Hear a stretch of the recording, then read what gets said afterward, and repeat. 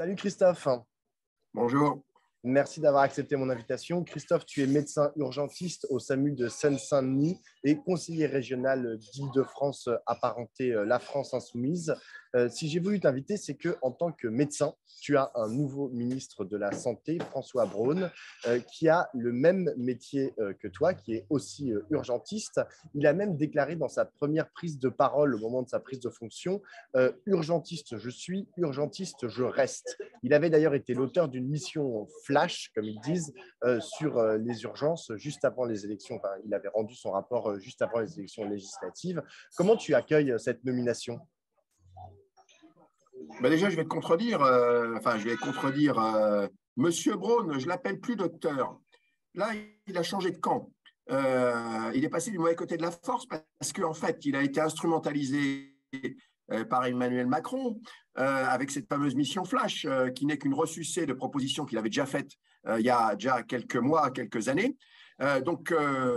Cette mission n'a eu que pour objet de pouvoir passer les législatives sans qu'on discute réellement de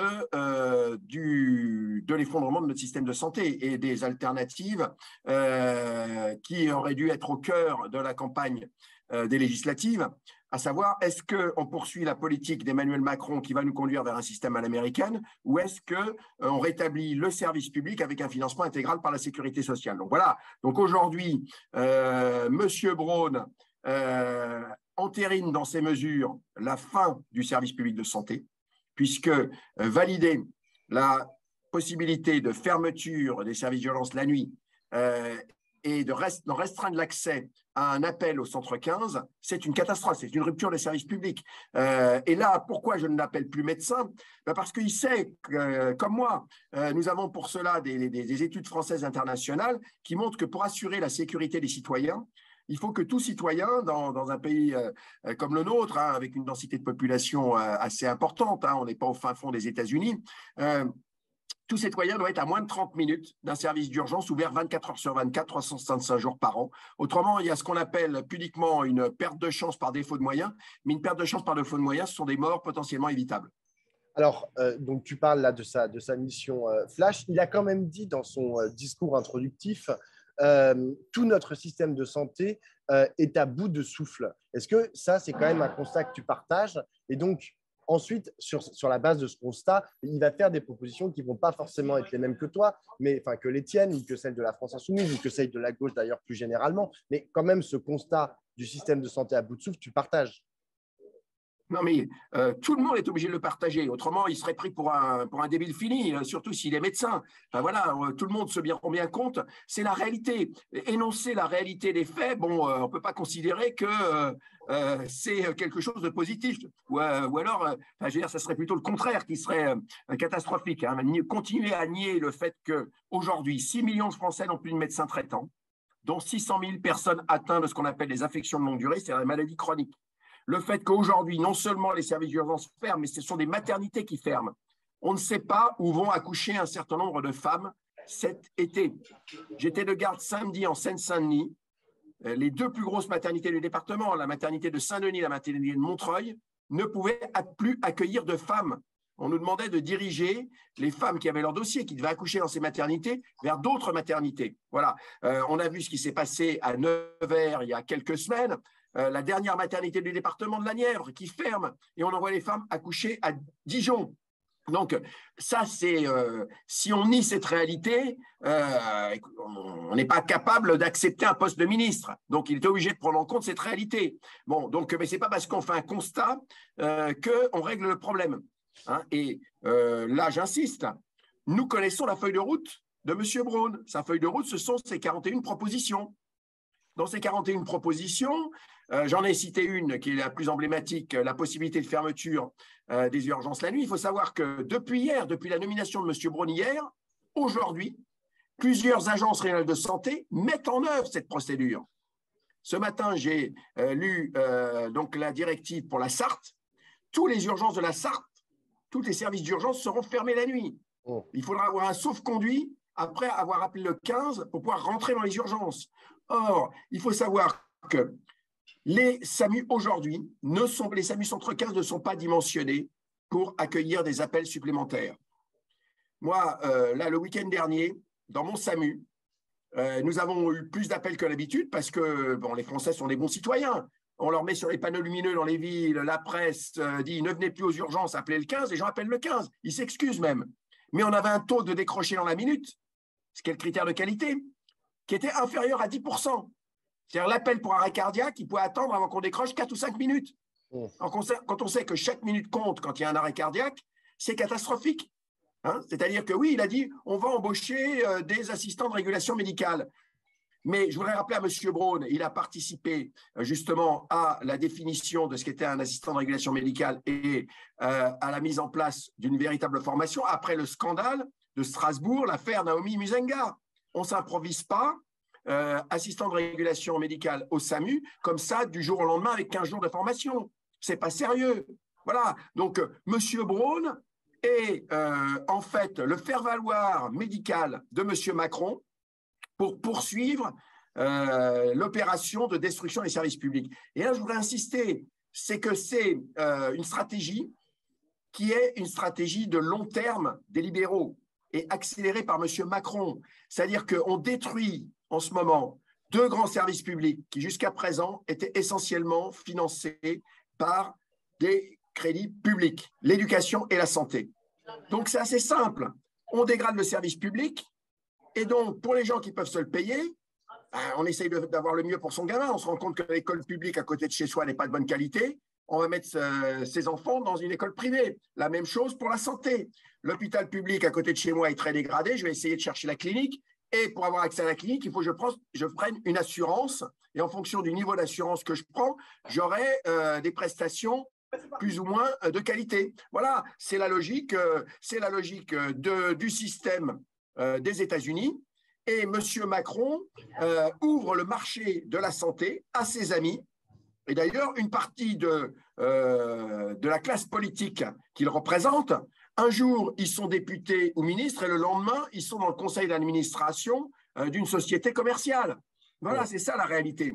Alors, et dans le gouvernement, je voudrais insister aussi sur un autre élément, c'est-à-dire que dans ce gouvernement, il y a M. Braun, mais à côté de lui, il y a la personne qui va s'occuper du médico-social, qui est l'ancien directeur de la Croix-Rouge, qui là, ces derniers mois, heureusement pour l'instant, on a bloqué le dossier, voulait vendre les centres de santé gérés par la Croix-Rouge au plus grand groupe de cliniques privées à but lucratif français, le groupe Ramsay.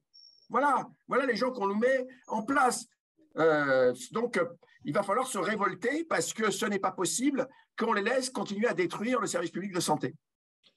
Donc, on a bien compris ton point, c'est de dire, de dénoncer finalement la politique qui va être mise en œuvre par François Braun, qui a déjà été commencée auparavant sous le précédent gouvernement d'Emmanuel Macron, mais même auparavant, sous François Hollande, et puis même auparavant sous Nicolas Sarkozy et sous Jacques Chirac, c'est-à-dire de déshabiller le secteur public pour en gros renforcer le secteur privé.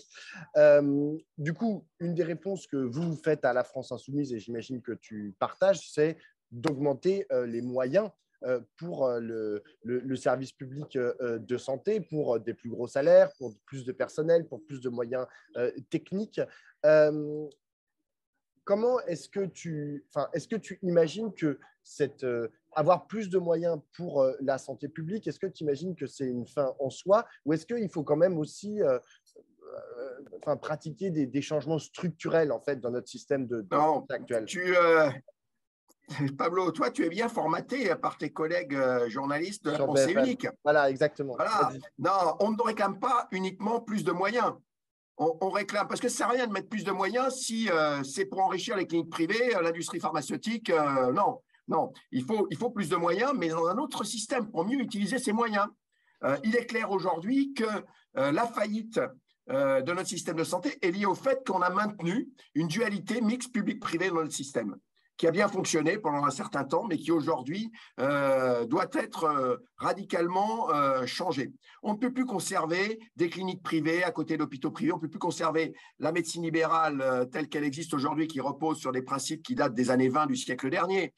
Aujourd'hui, on a besoin de réguler l'installation des médecins, mais de manière intelligente, c'est-à-dire que les médecins, il faut qu'ils puissent travailler dans de meilleures conditions, qu'ils soient mieux rémunérés. Donc, ce n'est pas le cabinet libéral, ça va être des centres de santé où les médecins seront salariés, feront que de la médecine. Ils auront à côté d'eux des administratifs, des logisticiens, des infirmières, des kinés, voilà, et ils ne seront plus rémunérés à l'acte, ils seront salariés. Donc, ils ne seront plus obligés de limiter le temps de consultation à 10-15 minutes, mais si ça nécessite 40 minutes, eh bien, je prends 40 minutes pour voir le patient. Et si je suis de garde la nuit, eh bien, le lendemain, je ne travaille pas, je récupère, ce que ne peuvent pas faire les libéraux aujourd'hui. Donc voilà, donc, et ça permet d'avoir une véritable politique d'aménagement du territoire parce qu'on installe et on ouvre ces centres de santé qui sont financés par la sécurité sociale, hein, là où il y a des besoins, hein, c'est-à-dire qui paye décide. J'installe des centres de santé et j'ouvre des postes là où il y a des besoins. Voilà. Et la même chose pour les hôpitaux. D'ailleurs, on ne veut pas continuer à séparer la médecine de ville et les hôpitaux.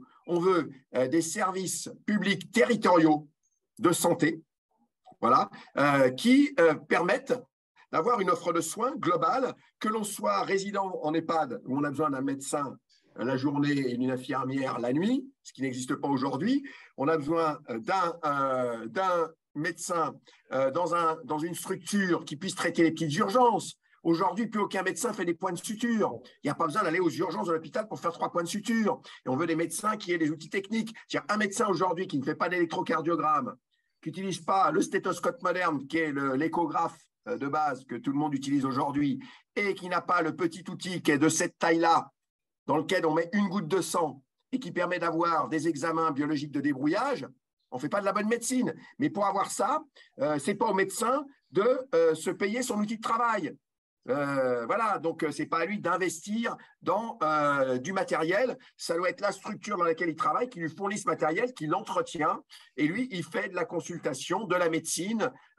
Et si on demande aux professionnels de santé en ville, mais aussi à l'hôpital, de faire que leur métier et d'être libérés des tâches administratives, on gagne 20% de force de travail. Voilà, on n'inventera pas les médecins qui n'existent pas, mais en libérant les professionnels de santé de ces tâches administratives, on gagne 20% de force de travail. Donc voilà, donc on a des propositions tout à fait concrètes. Donc c'est nos propositions politiques au niveau de la France Insoumise et aussi d'un certain nombre de syndicats, dont la CGT, c'est mesures de réorganisation autour de 2 axes, service public, sécurité sociale à 100%, voilà, et des moyens supplémentaires, c'est-à-dire qu'on sort de la logique de la loi de finances de la sécurité sociale qui, chaque année, ne nous fournit pas les moyens de pouvoir faire fonctionner le système. Donc, on est toujours en déficit, donc il faut faire des économies.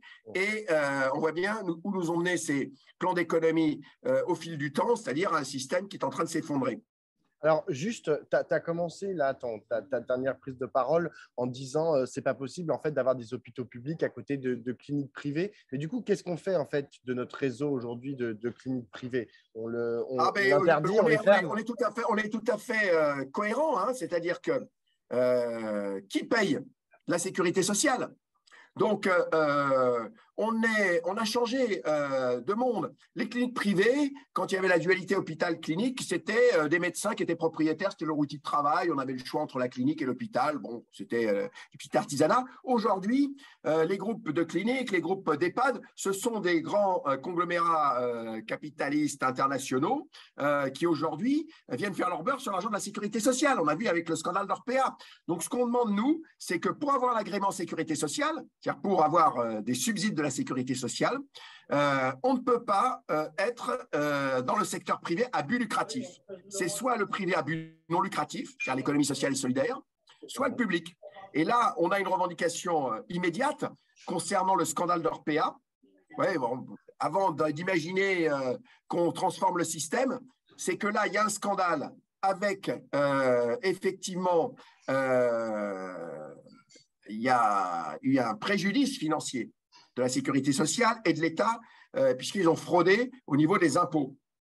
C'est qu'on demande la mise sous tutelle immédiate d'Orpea et la saisie de leur livre de compte.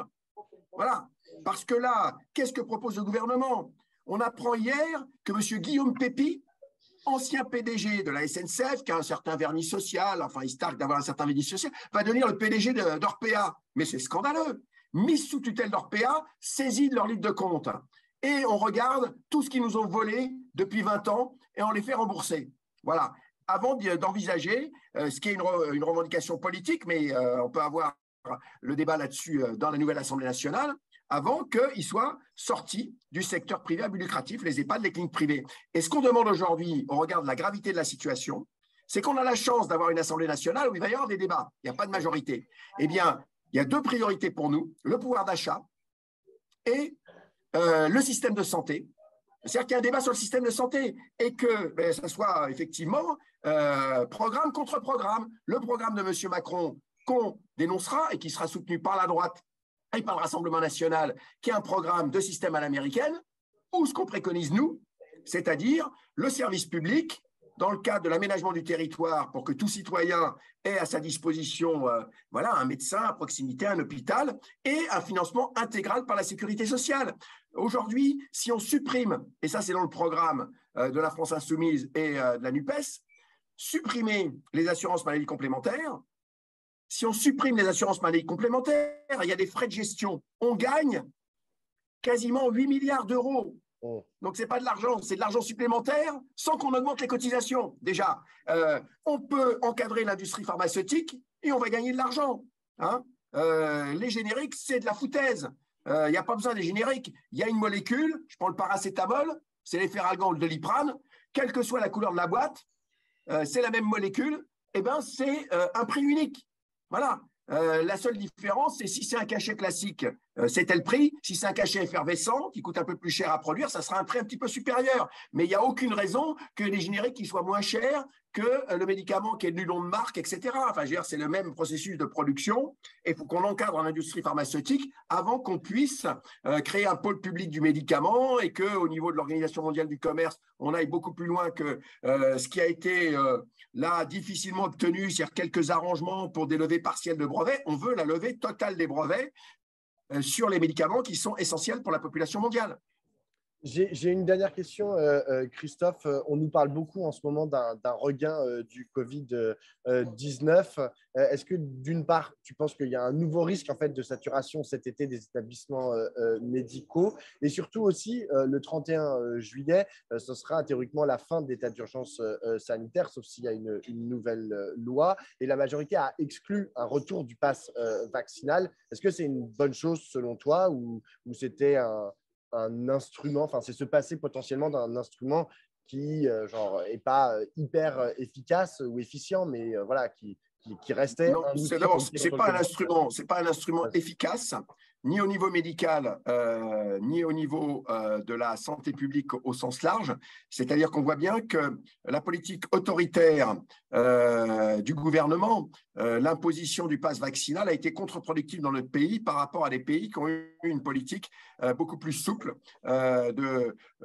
pédagogique, de conviction de la population, puisque aujourd'hui, ce qui nous inquiète, oui, l'hôpital aujourd'hui est en crise. Donc, quelques malades supplémentaires liés à la Covid, ça va être catastrophique. L'autre élément, c'est que nous n'avons pas, pendant la période là, de calme, fait l'effort pour vacciner les populations à risque. L'efficacité du vaccin, on la connaît. Ça diminue les formes graves dans les populations à risque. Donc, on n'a pas vacciné la totalité de la population âgée, à la différence de pays comme le Portugal ou l'Espagne. Quand même, hein, voilà, on est mauvais. Pour quelle raison? Et on n'a pas vacciné, quelle raison? Des problèmes de campagne vaccinale qui n'ont pas été faites? Parce qu'on a imposé un système unique, les grands centres de vaccination avec Doctolib, et qu'on n'a pas été, on nous a vendu ce qu'on appelle l'allée vert, mais on n'a pas été voir les personnes qui ne maîtrisent pas Doctolib et qui ne pouvaient pas se déplacer dans les centres de vaccination. Tous les politiques sont venus faire les beaux dans les centres de vaccination. Ils ont stérilisé les médecins dans les centres de vaccination en les surpayant. Hein. Voilà, enfin, il faut savoir que, écoutez, bon, mes collègues libéraux, ils ne sont pas très nombreux, ils ont un boulot difficile. Ben, ils préféraient aller dans le centre de vaccination et être payés 800 € par jour plutôt que d'aller faire la tournée de leurs patients pour aller les vacciner à domicile, où là, on ne les payait pas. Voilà, et enfin, on ne les payait pas plus qu'une visite classique. Donc, c'est un échec total. Un échec total. Nous sommes un des pays qui a le moins bien lutté contre l'épidémie Covid. Et là, on n'a pas rattrapé le retard. Donc, il est clair que… Et puis surtout, ce qui est quand même catastrophique avec ce gouvernement, c'est son incapacité de reconnaître ses erreurs. Ils sont dans le déni permanent. Là, aujourd'hui, nous demandons la réintégration de nos collègues qui ont été exclus parce qu'il y avait l'obligation vaccinale. Ils sont peu nombreux, mais même s'il en reste 2000 soignants en plus aujourd'hui à l'hôpital, mais voilà. Ça va nous aider. Ça ne suffira pas, mais ça va nous aider. Hein, donc, il reste droit dans ses bottes. Non, voilà, c'est des gens qui sont des mauvais citoyens, ils ne veulent pas se faire vacciner. Donc, vraiment, quand on regarde avec le recul, maintenant, on a le recul. Voilà. Je peux comprendre qu'à un certain moment donné, on a imposé, etc. Mais maintenant qu'on a le recul, aucune surmortalité liée au Covid chez les moins de 35 ans. Voilà. Donc, pourquoi obliger les gens à se vacciner alors qu'on sait maintenant que la vaccination n'empêche pas la transmission? Donc, ce qui empêche la transmission, c'est effectivement de mettre un masque FFP2, travailler comme on doit travailler avec toute la sécurité à l'hôpital. Mais pourquoi imposer la vaccination alors que le personnel hospitalier est un personnel jeune et qui n'a aucun bénéfice à la vaccination, qu'aucun bénéfice individuel? Et même si on les obligeait, ça serait dans l'intérêt du patient. Ce n'est même pas dans l'intérêt du patient. Parce que ce n'est pas parce qu'on est vacciné qu'on ne transmet pas. Voilà, donc il arrive un moment donné, il faut savoir qu'on apprend en marchant. Il n'y a pas de pensée unique. D'ailleurs, les téléspectateurs, les lecteurs des journaux ont pu voir qu'il y avait autant d'opinions que de médecins, mais c'est plutôt ça. On discute.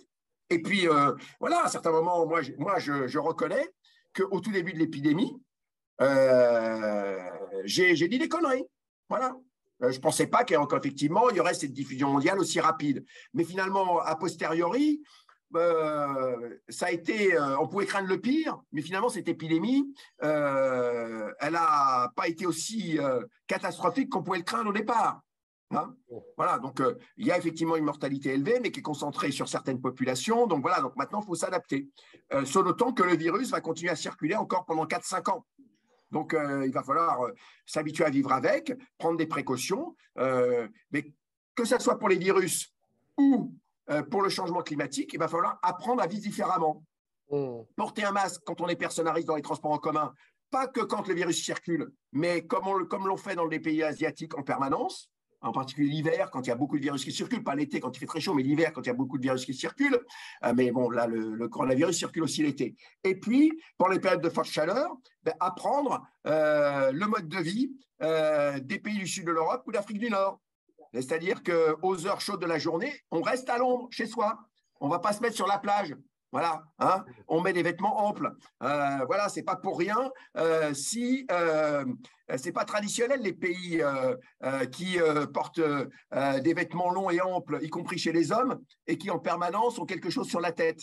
Et quand il y a beaucoup de soleil, quand il fait chaud, c'est utile pour se protéger. Voilà. Donc tout ça, c'est comme ça qu'on doit discuter de la santé publique, c'est-à-dire à partir de la réalité de ce que vivent les gens, et puis considérer que, eh bien, il peut y avoir des opinions différentes, qu'on doit discuter, que toute opinion est légitime, parce que d'avoir été prescripteur autoritaire, eh bien finalement, ça a créé des gens qui aujourd'hui sont plus accessibles à la discussion, voilà, qui sont dans des fantasmes complètement délirants, mais la responsabilité, elle est avant tout aux politiques. Hein. Si on a effectivement des débats complètement délirants autour de la dangerosité de certains produits, de certains vaccins, sans qu'il y ait réellement de données vérifiées, c'est parce que on n'a pas été capable à un moment donné d'expliquer et de reconnaître que ce qu'on disait la veille, c'était une erreur. Et puis surtout,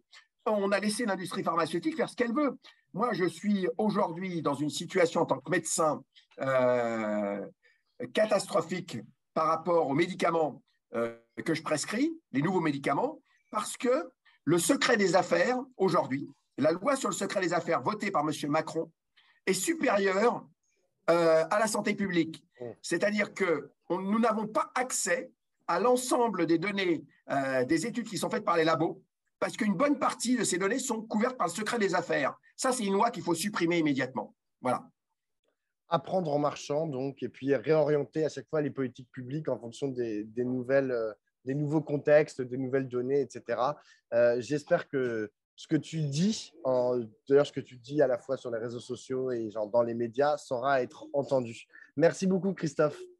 Et on espère, et pour que ça soit entendu, il faut qu'effectivement, Moi, je suis un fervent partisan de l'éducation populaire et les médias participent à l'éducation populaire. Et le fait que les gens puissent entendre ces vidéos, se faire leur idée, critiquer, relancer la discussion, c'est plutôt positif. C'est ça la démocratie. Merci beaucoup, Christophe. Au revoir, bonne journée.